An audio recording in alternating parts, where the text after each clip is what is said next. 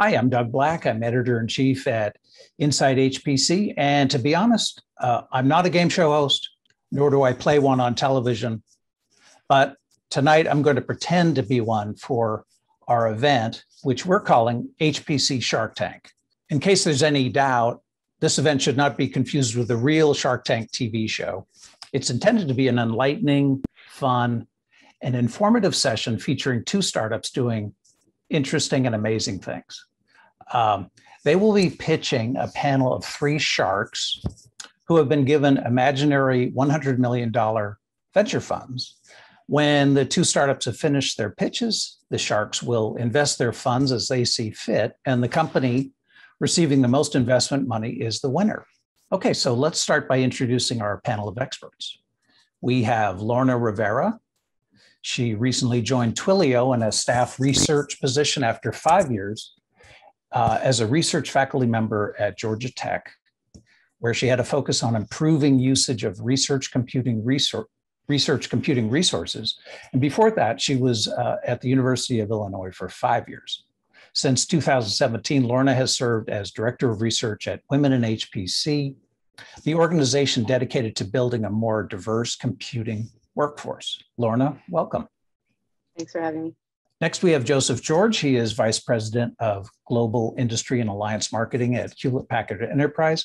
Previously, Joseph served at Cray as the Executive Director of HPC Strategic Alliances. And before that, he was at Dell and SUSE, among other organizations, and has served on the board of directors at the OpenStack Foundation. Joseph, it's great to have you with us today. Thanks, Doug. Great to be here. Okay. And finally, we have Thomas Thurston. He is Chief Technology Officer of the venture capital firm W.R. Hambrecht, where for 13 years he has developed a data-driven approach to venture discovery and assessment. Previously, Thomas was with Intel Capital. Thomas, welcome. Thanks, Doug. Okay, so now let me introduce our first contestant startup. The company is InfinityQ, a Montreal-based women-owned and women-led company that has developed a cloud-native platform and quantum analog computing technology. Representing the company is Chief Technology Officer, Dr. Christina Capanova. She has been part of the group leading the HPC and quantum community in Europe. Last year, she co-designed the new petascale supercomputer in Bulgaria, which is part of the Euro HPC infrastructure. She is active in the Partnership for Advanced Computing in Europe and has worked on the Human Brain Project. Chrissy, welcome. Oh, thank you very much. Okay, well, please tell us about InfinityQ. Well, thanks, Doug. Hi, my name is Jackie Hedsmith, and I'm the Director of Growth here at InfinityQ. We're a full stack quantum analog managed service provider, and we like to say that we find simple solutions to impossible problems. We know that quantum computing can help across a variety of industries like the ones you see here, but it's a confusing space for clients to navigate and a long tail for when there will be mainstream solutions. For instance, in theory, quantum and HPC can make a great team because together they can tackle just about any problem out there. But the rub is this: current quantum computers have some major bottlenecks, and most use some form of cryogenics. And integration projects to classical systems seem light years away.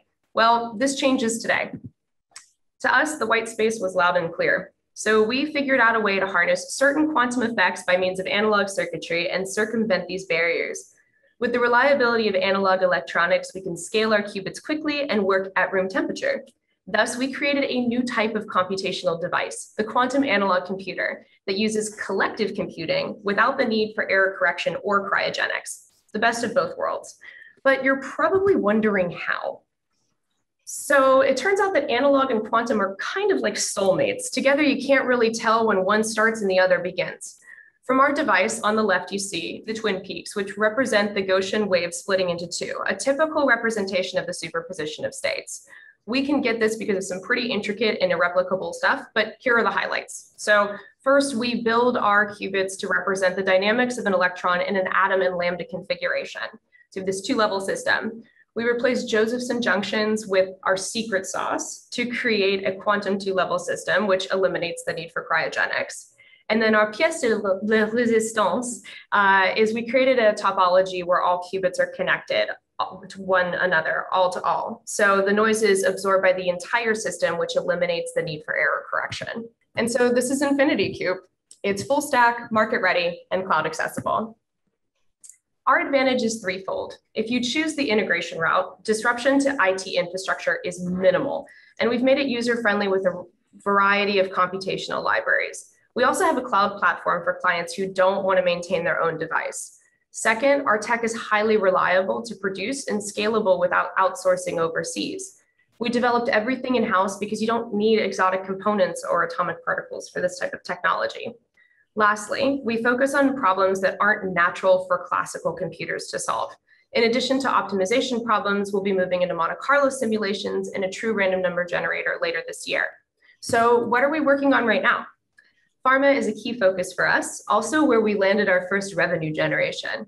For instance, it takes over 10 million trials to combine all the patches on the surface of one protein molecule with those of a second. The searching algorithm is an optimization problem, which is why we work with pharmaceutical companies on drug design.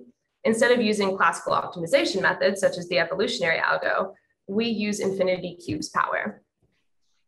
Finance is also full of impossible problems perfect for InfinityQ, like the ones that you see here. So this month, we developed a portfolio optimization POC that can crunch a 500 asset portfolio in just a few milliseconds. And because we have analog circuitry, it only pools the energy of a light bulb. On its own, it's a great start, but add in the power of an integration with an HPC to handle some of the parallel computing components for more complicated investment strategies. And who knows, maybe retirement will become a possibility for all of us. So I'm sure you want proof. Here are our TSP results. Here we clearly show the speed up against classical algorithms for such combinatorial problems. The right side plot shows the results of InfinityQ for up to 100 cities, but by adding more cities, we always remain in the sub-exponential regime. And this is just with our first gen prototype.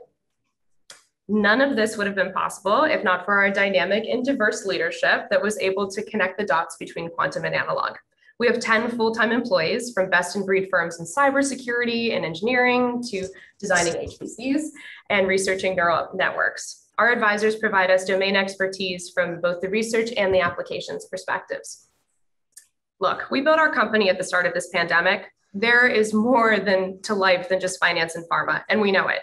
We all saw firsthand that the world needs flexible, faster, greener solutions. Our long-term mission is to help make our businesses and governments more resistant to black swan events. In short, we hope to leave the world a little bit better than how we found it.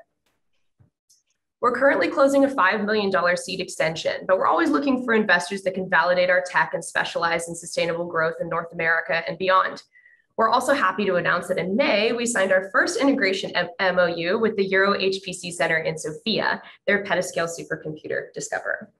We have selected 4 partners to develop paid POCs, which when combined with our integration contract means we'll hit 5 million in revenue by the end of the fiscal year. And next year, we plan to move out of the POC phase and into a hybrid managed service and integration model. So with that being said, we'd like to thank you for listening to our pitch, and we look forward to helping you solve your impossible problems very soon. Thank you, InfinityQ, and let's turn it over to our panelists. Thanks, Jackie, and for that presentation. Really appreciated it.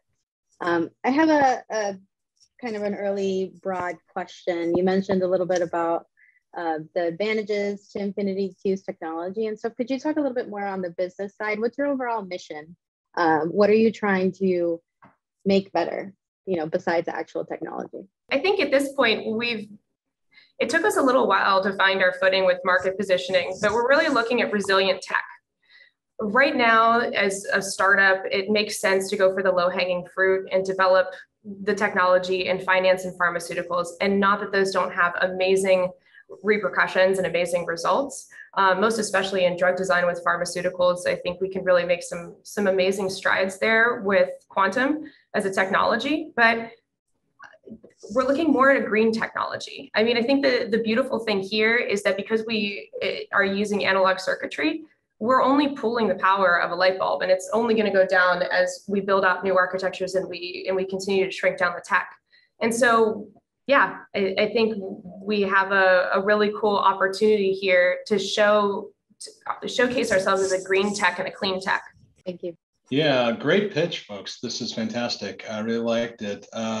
And also kudos on the diversity of your leadership team. That's really inspiring. I know I'm the marketing guy here, so I'm going to ask a very marketing question. Hint, I'm actually not going to ask a marketing question. So when it comes to quantum, error correction, keeping things at a temperature that's like crazy cold is all staples of quantum. Without revealing your extra secret sauce there, how are you able to do this? And it sounds like you're using analog technologies to do this. Can you comment a little more on that? Yeah, so I'll take this question. So pretty much what we were looking at is how you can build a qubit, but without all the necessary cryogenics, without the difficulties of an atomic object, which are very hard to control and operate with. And we were saying, is there a possibility to exactly model the mathematical framework of an atomic object, but build it with analog circuitry? And the answer is short, yes. So our qubit or our analog circuitry is an exact representation of an atom in lambda configuration, just built with electronic components. It's very stable, and therefore it allows us to work at room temperature. The second point to the equation is the error. So we're not using a gate approach. This makes us more close to the adiabatic computing, but because we are using a collective computing technology and topology, so all qubits are connected to all others, that means that every time a computing happens, or you have an impure element that creates a little bit of error, this error is dispersed throughout the network, and computing can proceed irrespective of this little error because it's distributed throughout the topology. And this is great because not everyone can connect all qubits in an auto topology in such a way, which is also scalable. Wow. Okay. Before Thomas comments, so really, essentially, you've understood the properties that are underlying behind quantum computing, and you found a way to create that. Artificially is probably not the right word, but you recreated that those properties so that you're able to do quantum computing without all the fundamental pieces that a lot of the science, at least the characteristics that are negative to quantum computing. Yes, what is essentially, and you are right, we're calling it artificial atom because it's a one-to-one correspondence just built in a different system, but it's a representative of the physical system that we want to model. And one of the great things is that analog has been here for, I would say, over 70 years. There are certain negative portions of it, but now we can exploit the possibilities to model such a system in a way that we perform or exploit an effect such as superposition of states in a very natural manner without the need for error correcting. At the same time, we're not claiming to be a total quantum like a quantum in a cryogenic freezer or gate approach. So we stay clear of those comments, but we exploit the computational speed of something that everybody enjoys and everybody searches for, because the world needs more computational power without the huge energy consumption that you observe either in quantum computers with increased number of qubits, or with HPC devices that are pre and exascale. Great, thank you. Thank you. This is really interesting. Just in terms of benefits of this approach, right? You've talked about speed, you've talked about low power consumption. Could you just help me understand what would be the benefits of this approach versus just an HPC system? I mean, could you more specifically, what are some of the reasons to do this? So one of the reasons is that, especially in molecular dynamics or protein docking or problems that are extremely computationally expensive and don't scale well, irrespective of the number of nodes you use, because at a certain point, okay, it will scale well to a certain number of nodes, but then you have communication problems.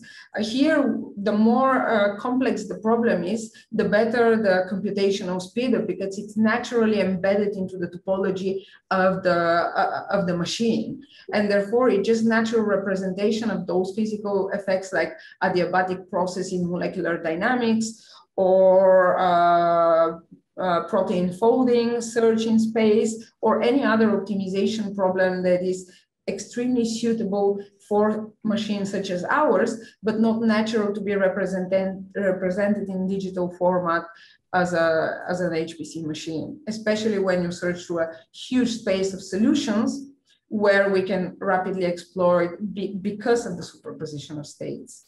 And thank you, that's helpful. And it sounded like your goal is to be a platinum service provider, but did I misunderstand that, as opposed to selling hardware?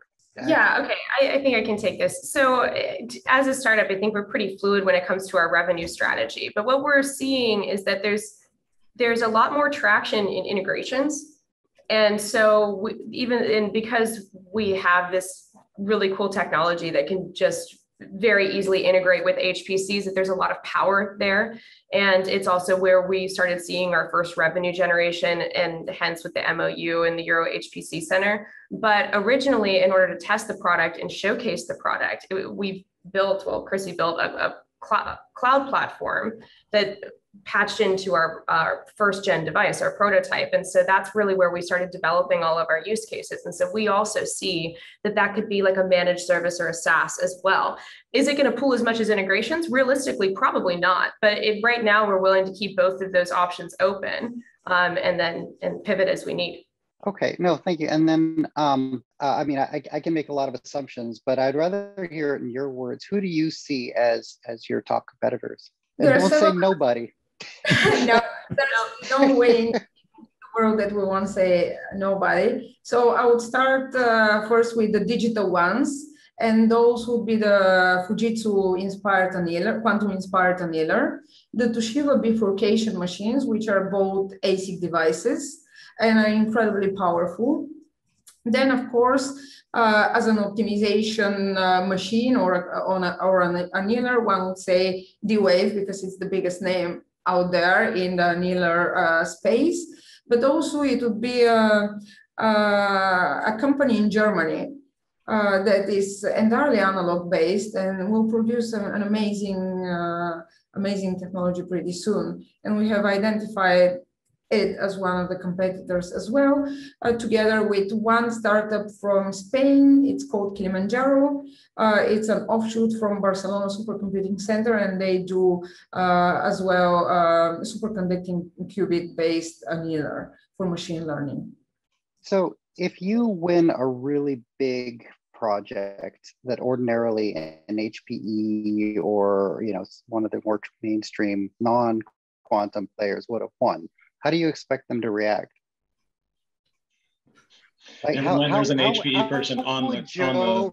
React if you take a 500, if you take a $500 million deal away from Joe, what do you expect his group to do? Well, I think it would first off be the ultimate compliment, but I mean, how am I even supposed to answer that question? Because we like to stay pretty friendly with Quantumverse. I think we try to proliferate ideas and be a friendly part of that community, but there's always money. I mean, the point is that quantum is still a very new field, even though it's been researched for a long time, but it's a growing market, and the total addressable market keeps growing. So maybe we only took one contract for them, but there's a lot of market to share. And so we can all be in the same space. Yeah, see, Thomas and I just met today. So I would go first with, who would you partner with to try and win some of these things, right? So of course I got alliances behind me. So that'd be interesting there.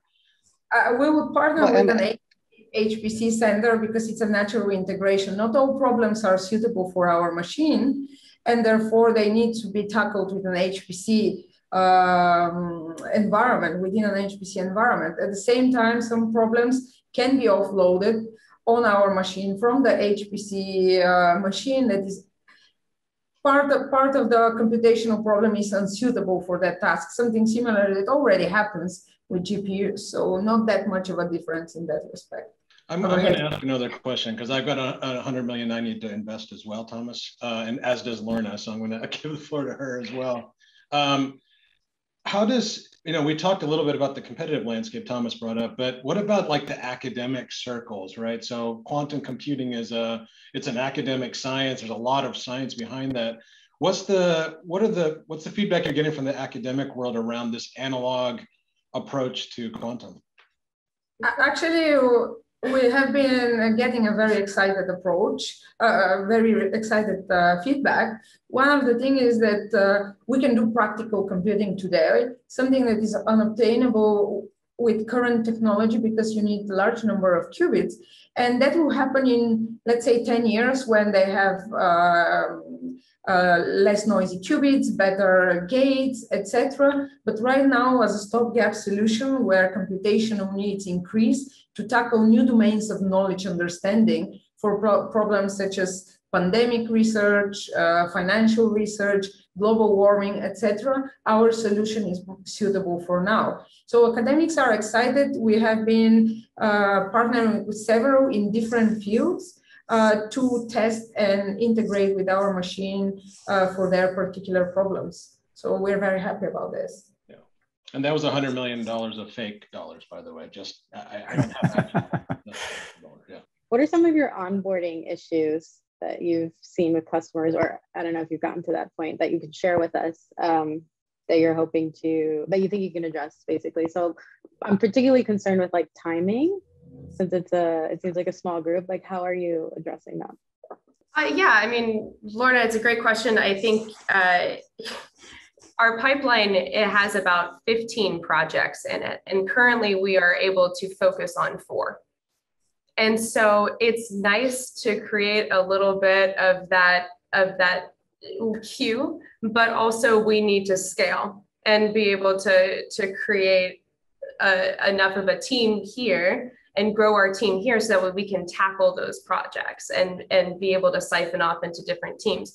But we haven't had a problem getting clients. I think this is a huge, maybe not so much my part because I'm more on the business end of things, but the founders have a lot of contacts because they have domain expertise across a variety of fields and also global expertise. It's not all just coming from one geography. And so we've been able to use that to leverage a lot of the logos that we already have and gain that traction. They've been very, very patient with us as we develop the POCs, and they've really been more like partner clients.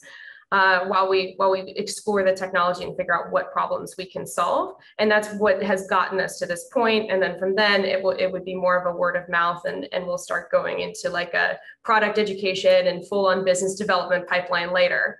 But I guess in short, it hasn't been as bad as we thought it was going to be. Well, yeah. And I guess my second question, you mentioned that you are positioning yourselves as like this green energy company.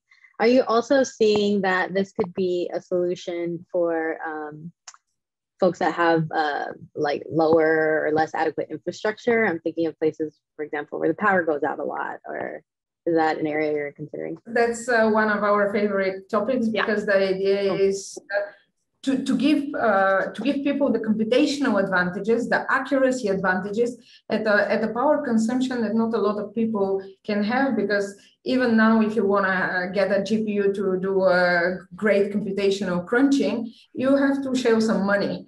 And the idea is to present a level playing field with our technology without the need to scale the energy consumption in such a way that current hardware does. And that's one of our great benefits and advantages. Because it's basically analog, we can also teach a lot of people to do it themselves in variety of regions to tackle their own particular problems, irrespective of what that problem will be in the specific geography, because every little piece of land has their own specific issues. InfinityQ, thank you so much. So let me now introduce our second startup. It's Cambridge, Mass-based Catalog, which is developing DNA-based storage technology. Catalog will be represented by David Turek, Catalog's Chief Technology Officer. He joined the company about a year ago after more than 20 years as a senior HPC manager and strategist at IBM. David, welcome. Thank you very much. Catalog is a synthetic biology company located in Boston whose mission is to encode data into DNA, motivated by observations that have been made by people like Bill Gates and Richard Feynman, who understand that at the atomic level, we can look at biology as being informative and insightful in terms of how we can manipulate biological constructs to do things that ordinarily we think of only in an electronic or physics kind of space. So DNA turns out to be a wonderfully powerful molecule that we've decided to utilize to explore this notion of encoding data. Well, why do we want to do this? If you look at the trends over time, you see this explosive growth in data where now in the early part of this coming decade, the decade we're in right now, you're seeing zettabytes of data growing at an alarming rate. And companies are struggling with the issue of how to store this affordably, how to acquire the space to store it because the amount of space consumed grows dramatically, how to budget for the energy required to store the data as well, and ultimately, of course, how to compute upon it also. And you can see this sort of dichotomy between the growth of data and compute, which is really a reflection of the truncation of Moore's law manifesting itself on the compute side, while the growth in data grows unbounded effectively. And certainly with the expected trillions of IoT devices being generated and deployed, this will only get worse over the course of time. Now, this is not a new phenomenon. Data growth has been outstripping compute for a while now. And a lot of different industries are really fixated on this. If you look at oil and gas, for example, it's not uncommon to deal with an oil and gas company resurrecting data that they might have collected 40 or 50 years ago from ancient seismic surveys that now are amenable to having the application of new algorithms applied against the data, generating new kinds of insight that might not have been available when that data was originally connected.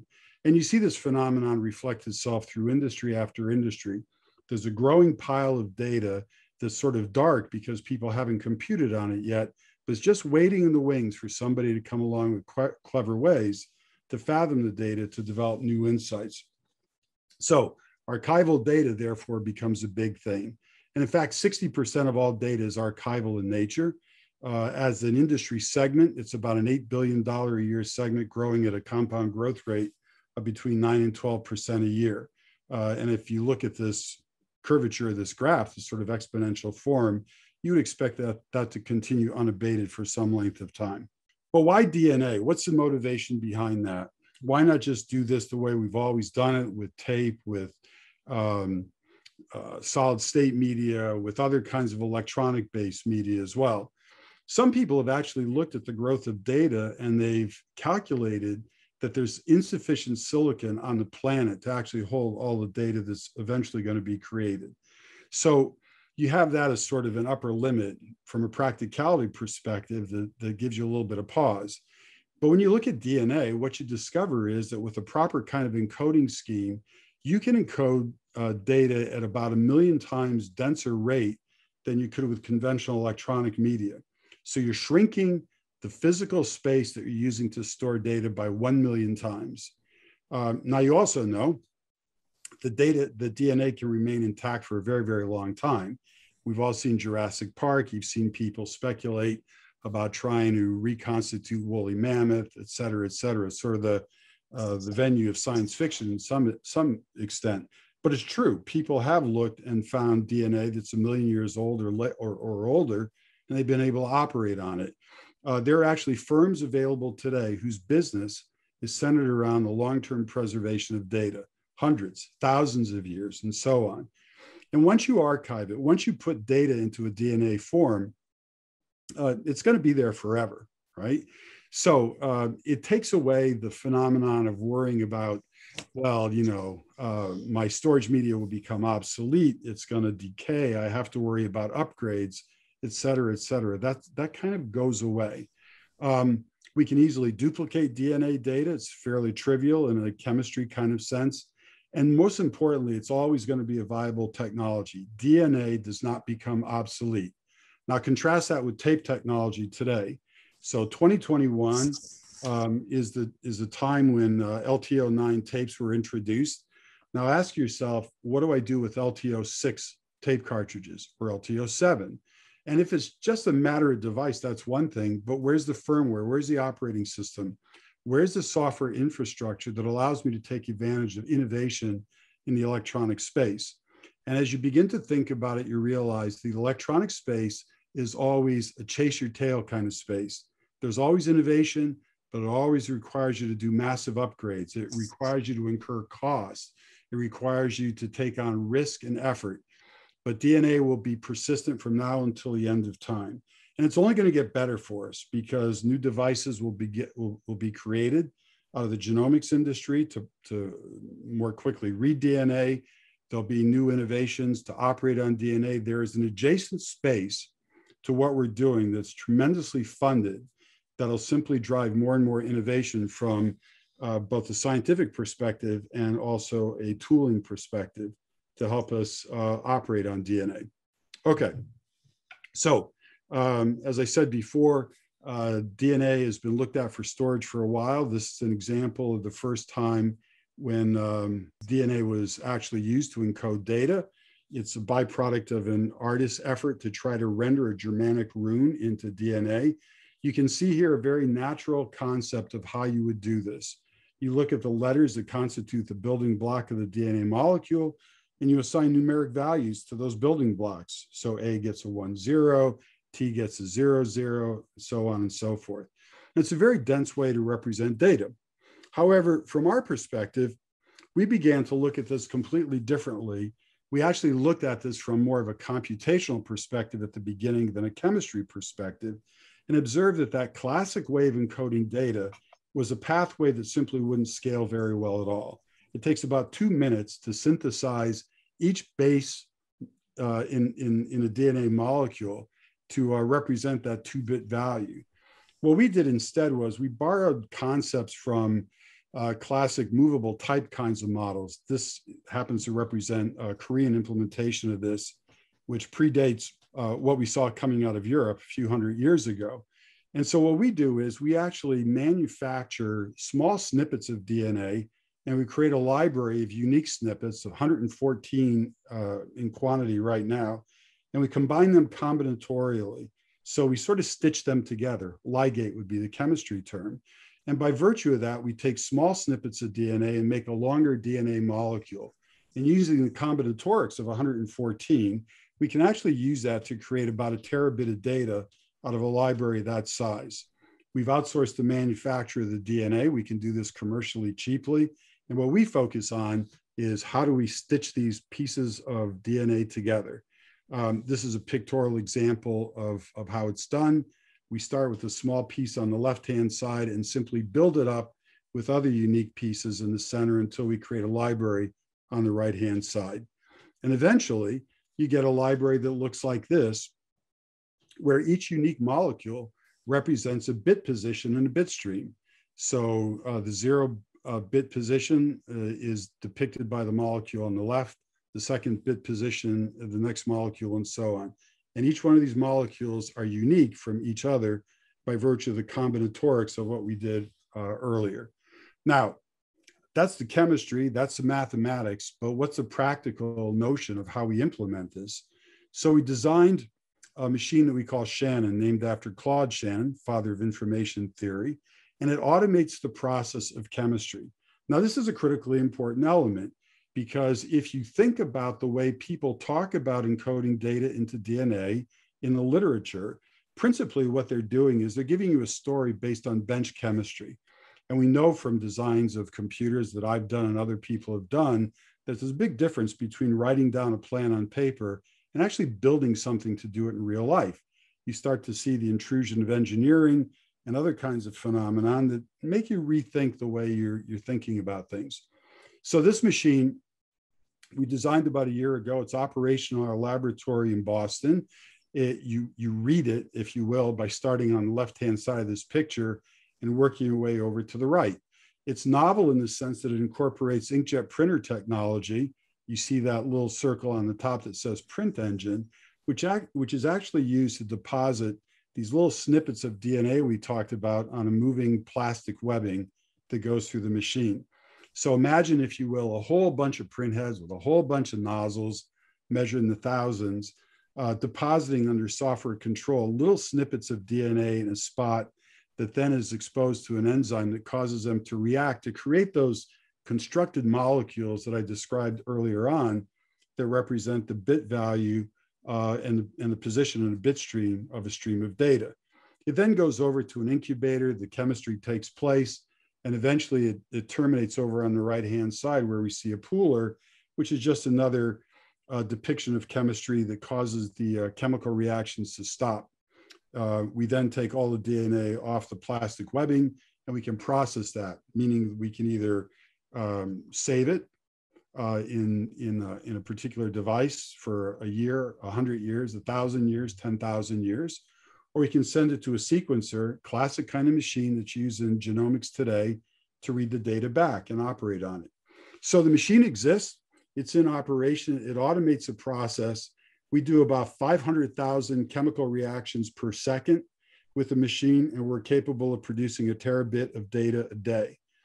All right, so what does this all take us to? It creates a different kind of world in terms of how we think about data as we go forward in time.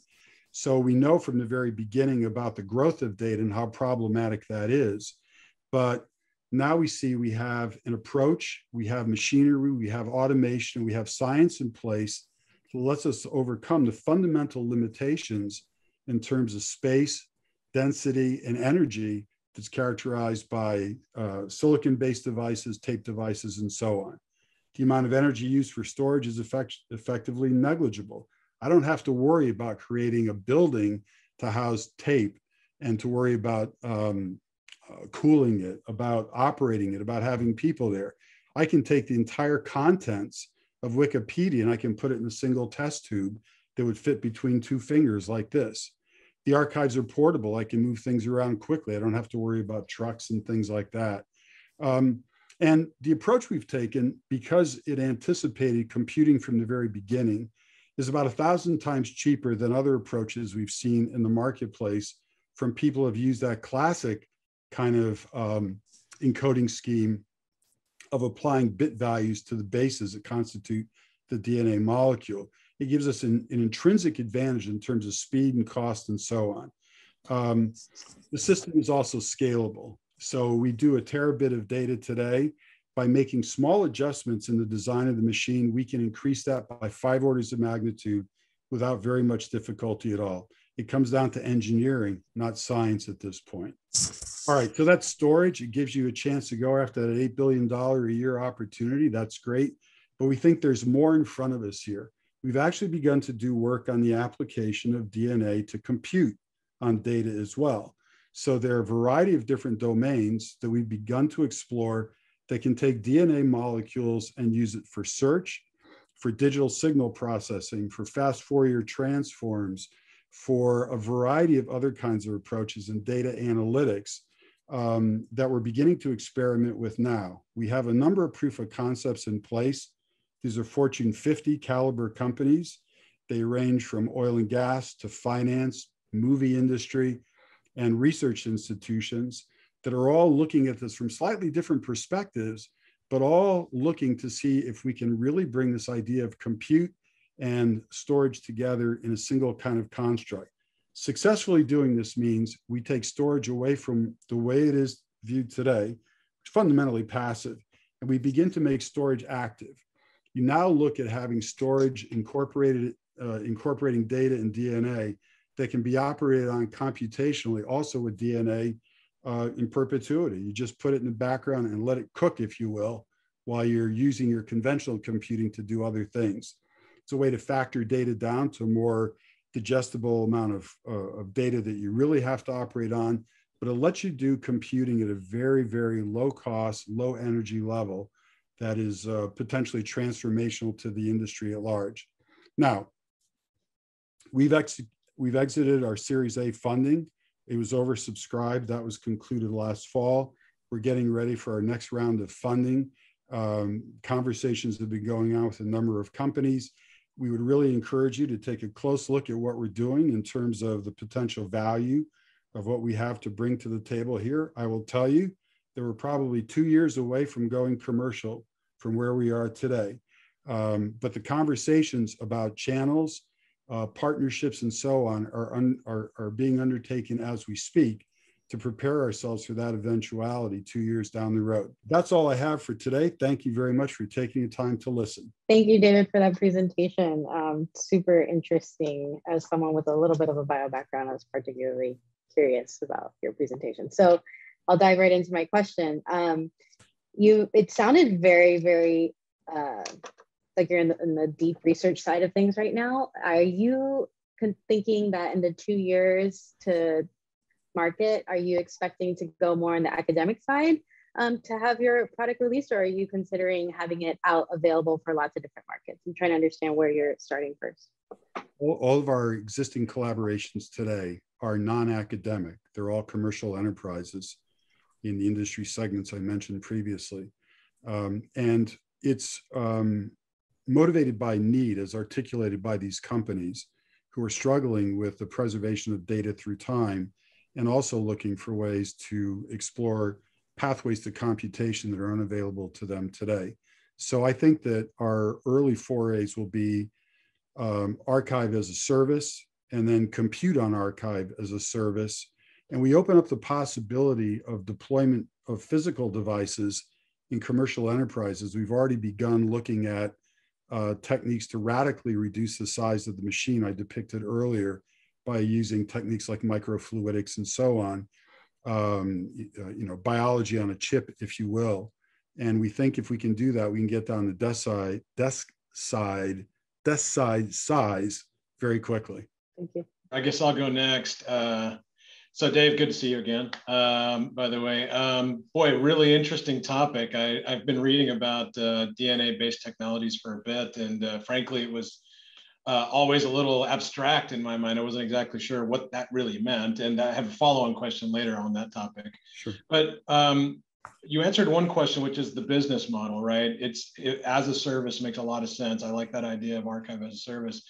The question I have is around the cost or the pricing. A lot of trends in storage, I'll just say traditional storage, like you showed on one of your slides, just to really get that price point way, way, way, way down. With the technology that you're developing, the machinery, all that sort of things, DNA, managing DNA, do you see yourself being priced competitively versus the storage trends that we're seeing happening in pricing? Yeah, our view is that storage will continue to improve in terms of price performance. Our belief is that we need to be within a neighborhood of that price. We don't have to be price superior. And the reason for that is because of the other features I outlined before, the replicatability, the low energy, the density savings, and so on. So for example, if I can help you avoid building a building to house your data and instead give you a shoebox to hold all your data, that's a tremendous cost savings that you just realized. And then, of course, you can divert that savings to other kinds of analytics that you want to do on the data that you do store. So it's within a neighborhood. And I think what we're beginning to see from the partners that we're working with is they're thinking about storage in a slightly different way than we have historically. And you see introduced into the vernacular this phrase of write once, read never. All right. Now, that doesn't make any sense from a practical perspective. But what they're really saying is, I want to write this once, but I only really want to read it if there's a catastrophe or something like that. So if you're the head of a movie studio, for example, and you have films from 1895, you want to have a repository of that information somewhere. Not that you're going to look at it every day, but heaven forbid anything ever goes wrong. I want to have that stuff saved somewhere where I can recover it. So that's going to be an early domain of interest for us. That's not going to be the major domain of interest for us, but those will be some of the early adopters. And we're working with those companies now. Sure. Great. Before I hand over to Thomas to ask a question, one of the other common questions around data is around security. I would assume that you have a proprietary way of encrypting and decrypting, and that's not even the right words probably when it comes to DNA, but what can you say about security of the data once it's housed wherever you're housing it? So it's interesting because we can air gap everything. And in fact, our data will just be in a vat, if you will. Mm-hmm. It's not going to be terribly accessible to someone with just electronic means. By the way, we can also preserve it in a desiccated form. So it's a physical pellet, if you will, that effectively add some liquid to it, and you can refurbish it for use in that fashion. So we can secure things quite dramatically from a physical perspective. That's point one.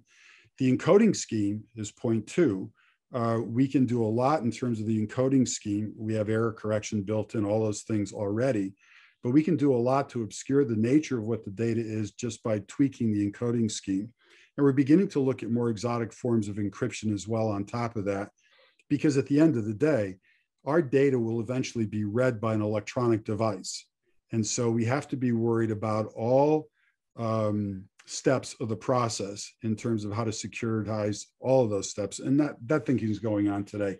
But a lot of that can be leveraged from the electronics industry. So if Illumina or Oxford Nanopore, and we use Oxford Nanopore to read our DNA, they have to be as worried about the security of that genomic data as anything. So we'll leverage those capabilities along the way. Great, thank you. I have a question. So you mentioned dark data, archival data, kind of this write once, read never. And you mentioned that's a domain of interest, but you also said that wasn't your primary domain of interest. What are the primary domain of interest? So what we're looking at right now are these ideas of really building active storage devices where we build a compute capability in the context of DNA encoded data and allow it to operate under the rules of chemistry at a very, very low threshold energy level. So think about the kinds of things you've seen that have represented specialized products in the past in the electronic domain. You've seen systems built just to do map reduce, for example, things like that. And I think there are categories of applications that we can target that will be very appealing to the domains where those applications are deployed, which is why our current level of engagement with outside firms is diverse in nature. As I said before, it's oil and gas, it's film, it's high energy research, a variety of things like that to explore the domains of applicability here.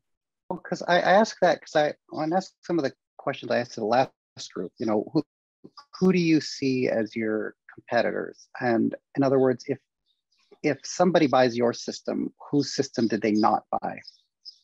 So I think what you're going to see in the storage space is sort of a transformation in terms of the industry, where you have all these different levels of storage, where it's hot, where it's cold, where it's archival, where it's write once, read never. It's this hierarchy of storage implementations first pass. We're actually working with storage companies today in partnership mode to try to be the vehicle to flesh out that picture for them. All right. So they're beginning to anticipate this sort of hybrid environment of both purely electronic and electronic biological kinds of systems at the same time as they further segment this domain of data storage. So that's point number one. So in that way, it's an addendum to the existing storage environments. It's not a displacement per se. From a competitive perspective, there are a number of companies looking at encoding data into DNA. It includes Twist, it includes Iridia. In France, it includes Molecular Assemblies. It even includes Microsoft Research. The difference between what we're doing and what they're doing is we believe that they're still operating in the bench chemistry kind of view of the world without an anticipation for how to do things like scalability, how to marry electronics to biology and chemistry, and how to deal with issues of scalability and cost performance that we've already begun to think about now for about 3.5 or 4 years. So we see a distinction between our competitors in the nominal DNA space, and in the electronic space, we see that really more as a partnership set of opportunities. When you throw in DNA computing, it creates an additional class of opportunity as well. So am I interpreting that right to say you would essentially your business model is to be a subcontractor in the near future? In other words, if HPE wins a top 500 system, the person writing you a check would be HPE to handle part of that storage, or have I totally misunderstood it? That would be one of the channels we would anticipate. So if you look at HPE is not a direct manufacturer of storage technology today. They're taking stuff from Quanta, they're taking stuff from Seagate, Western Digital, whomever. those are the foundational companies building technology. And we're talking to companies like that in a partnership mode as well. So it'd be sort of a pass through to a company like HPE, which is more of an integrator of technologies than an originator of all the technologies that they make use of. So they become a channel for us, just as IBM would be a channel for us, and Dell would be a channel for us, and Atos would be channels for us. So would you go direct or only through those channels, OEM channels? It would depend on the cost of what it would take to really construct a direct channel. That's not cheap, right? Now, we would try to establish a marketplace by providing a service initially, but our expectation is it might cost a couple of $100 million to build a direct channel. And it might be more prudent to carve out a partnership with one or several of those other kinds of companies. Think of it more like NVIDIA, right? NVIDIA is providing base technology, but it manifests itself in systems that come from any systems integrator. So you can get NVIDIA technology through HP, through Dell, et cetera. Now, NVIDIA, of course, is also exploring with a potential ARM acquisition, possibly going direct as well, should that actually take place. So there is a way to thread the needle here in terms of how to have both options available to you through the course of time. NVIDIA in their early days did not anticipate going to the market direct. They saw themselves as an adjunct to people who are delivering compute technology into the marketplace. We would see ourselves very much the same way in the early days, and then let the marketplace dictate which direction we go.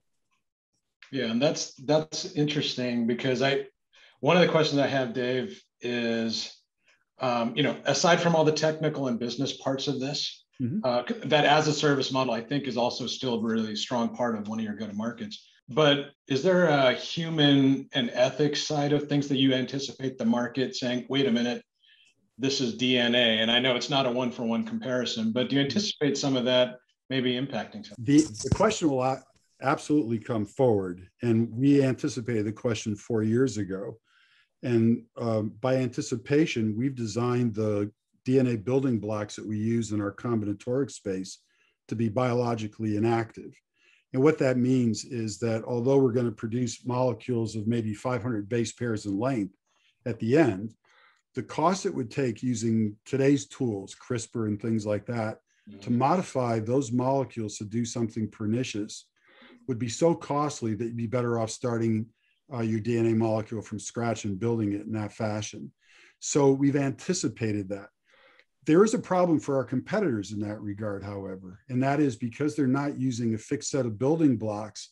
If you deliver a string of zeros and ones to one of our competitors and say, encode this into DNA, they don't know a priori what that molecule will look like or what its capability is after they do the encoding. Yeah. All they're doing is they're adding A, G, C's, and T's according to their encoding scheme, and whatever that gives rise to, it gives rise to. So it is a question, I think, for companies who are approaching the chemistry that way. It is not a question for us. It's something we anticipated from the very beginning and worked hard to make sure it couldn't be done. So on that note, I'm imagining this to be a solution for long-term storage. And you mentioned your competitors might not be able to deal with the data very well. What happens, I'm not trying to say anything negative, but what happens after your company and, 100 years from now, I want to look at this data, but this machine doesn't exist. What happens then? Well, when you want to look at the data, you're going to look whatever sequencing technology is available 100 years from now. And that sequencing technology will say, oh, look, here's a piece of DNA. Let me read it.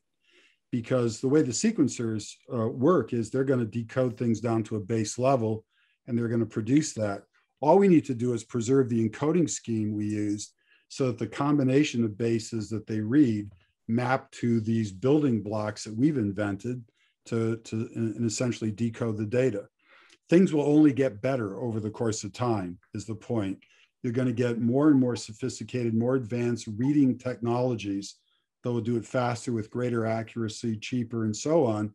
And a DNA molecule is a DNA molecule. Here it is, go read it. Doesn't matter whether it's today or a million years from now. You can't say that about tape. Okay, so panelists, looking back on these two companies, two really interesting stories. Share with us, if you would briefly, maybe one or two attributes of each company that you thought was particularly strong. I think one thing about both of these companies is that they are taking not just a business problem or business challenge that's happening right now and solving it in an innovative way.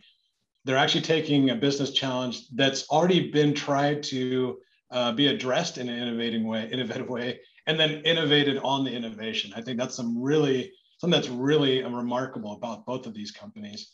That I will say for both of our contestants here today, that's a big win in my book. It's not just saying we're the next quantum company, we're the next storage company, but rather we're innovating upon innovation that has started to happen. So I think that's great.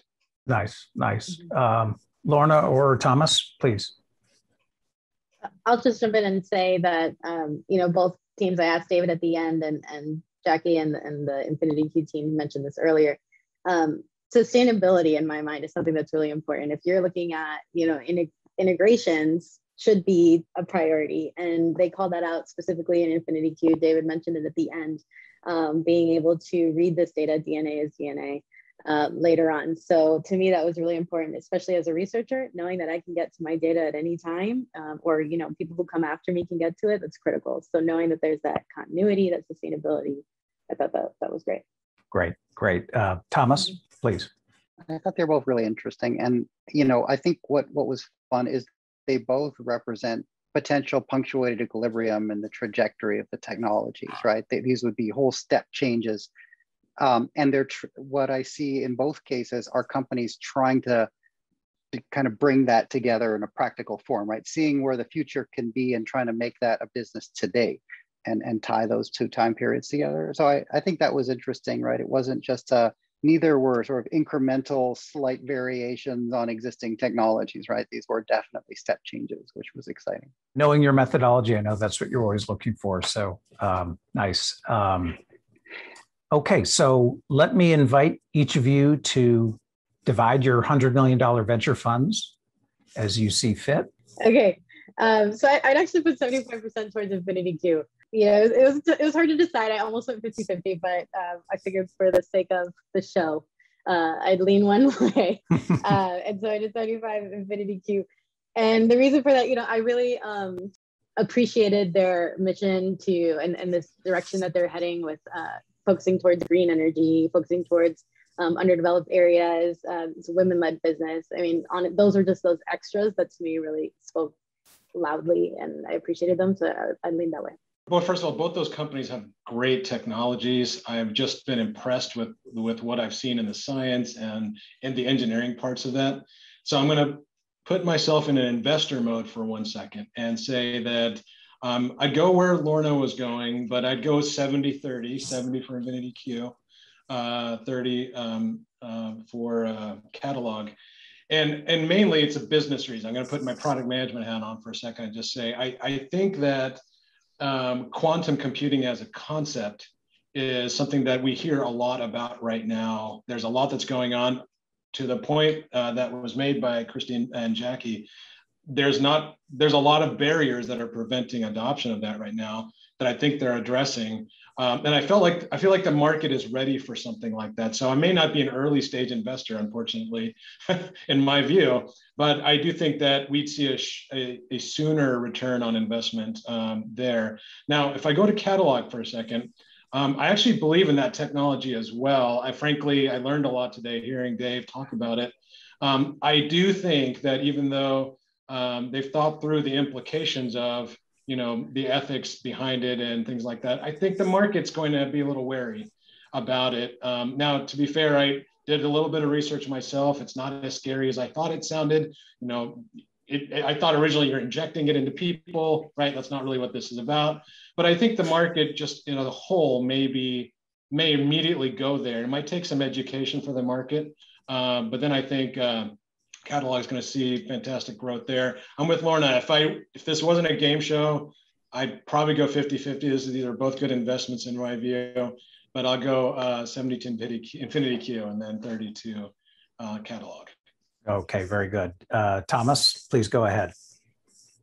Yeah, I think putting on the business hat, right? Assuming this is a 10-year fund, we're imagining that we'll have, I would actually go 80-20 in favor of Infinity Q.